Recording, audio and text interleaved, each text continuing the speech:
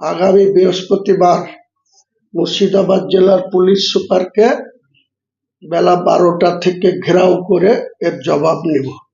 বহরমপুর শহরকে স্তব্ধ করে দেব, পারলে পুলিশ আমাকে রুখে নেবে। কি কারণে গিয়েছে পুলিশ সুপার বলতে পারবে। কে সানিরাজকে যে প্রশ্ন করুন, যে আমাকে যেন বেশি পরীক্ষা নিরীক্ষা না করেন, আমার সঙ্গে আমার ধৈর্য চুক্তি যাতে না ঘটান।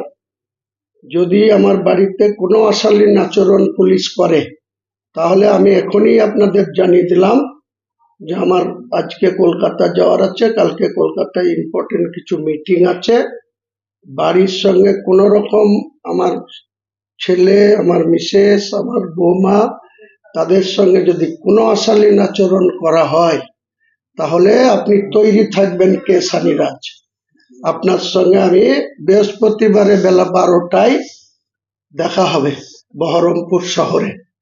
আপনি কত বড় বাহাদুর এসপি হয়েছেন, আর আমার সঙ্গে মুর্শিদাবাদের কত জনতা আছে, সেদিন আপনার সঙ্গে আমার মোকাবেলা হবে সামনাসামনি। এসপি অফিস ঘেরাও করে রাখবো যতক্ষণ এসপি কোনো এই বাজে আচরণের জন্য ক্ষমা না চাইবে, ততক্ষণ ছাড়বো।